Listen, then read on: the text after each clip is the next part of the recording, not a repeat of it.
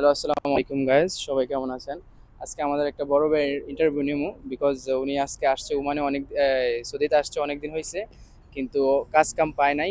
But সৌদির পরিস্থিতি কি অবস্থা বা বাংলাদেশ থেকে সৌদি আসতে পারবেন কিনা তা জানানোর জন্য উনি আজকে দীর্ঘ 1 বছর ধরে এখানে সৌদিতে এবং কি রিয়াদে থাকে, ভালো শহরে, কিন্তু কোথাও কাজ পাচ্ছে না বা এখানে কাজ আছে কিনা তা ওনার থেকে জানবো আজকে। আসসালামু আলাইকুম ভাইয়া, কেমন আছেন? ওয়ালাইকুম সালাম। কি অবস্থা ভাই?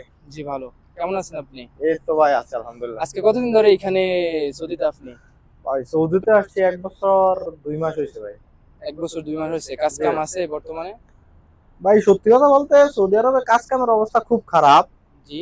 আর আপনার ধরেন যারা বাংলাদেশি আছে তারা এটারে এরকম সিন্ডিকেট করছে বা এরকম দালালের মতো একটা সিস্টেম করছে ভাই।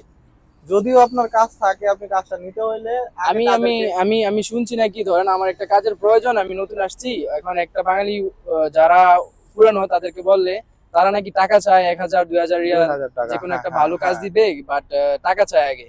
এটা কি হ্যাঁ সত্যি? কতটুকু সত্যি এটা? ভাই এটা পুরোপুরি সত্যি। আর হয়েছে বিষয়টা তারা মানে এরকম সিন্ডিকেট করে নিছে, মূলত টাকা লাগে না।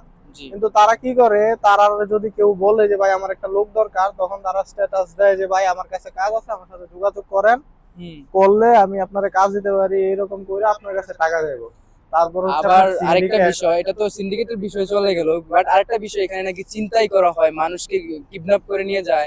এই বিষয়টা কতটুকু ভাই সত্যি? এটা মূলত সিটির থেকে একটু কম, আপনার হচ্ছে বাতা, হারা, এই এরিয়া গুলোতে খুব বেশি খুব বেশি।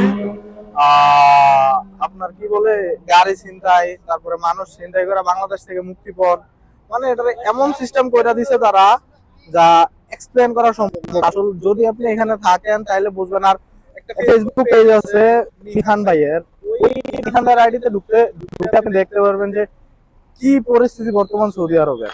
মানে তারা আসলে মানুষ কিনা আমি জানি না, আচ্ছা, এগুলো মূলত অমানুষ। আরেকটা বিষয় আপনার কাছে লাস্ট যেটা জানার ছিল আর কি, ধরেন বাংলাদেশ থেকে ধরেন কেউ নতুন বিষয় সৌদিতে আসার জন্য আপনি কি পরামর্শ দিবেন? এটা আসাটা কি খুব ভালো হবে নাকি ফিউচারে আসলে আসাটা ঠিক না? ভাই মূলত আপনার যদি দেশ থেকে আসতে হয়, যদি আপনার আপন বাবা, মামা, বড় ভাই, যদি কাজ দিতে পারে হ্যাঁ তাহলে আসতে আত্মীয় পারবে। স্বজন তারার মাধ্যমে যদি কোনো কাজ থাকে আসেন। দালাল, ওই যে একটা মালয়েশিয়ার গান আছিল না যে দালাল তোর সবে, হাসি দিয়ে না, মূলত না না। হাসির কথা, মানে তার থেকেও খারাপ।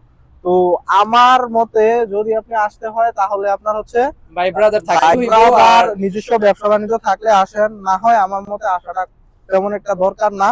কারণ কাজের অবস্থা বর্তমান পরিস্থিতি খুবই খারাপ, খুবই খারাপ। আচ্ছা এই ভাইয়া, হচ্ছে। ধন্যবাদ আপনাকে মূল্যবান ওকে ভাই, ইন্টারভিউ দেওয়ার ধন্যবাদ। জন্য।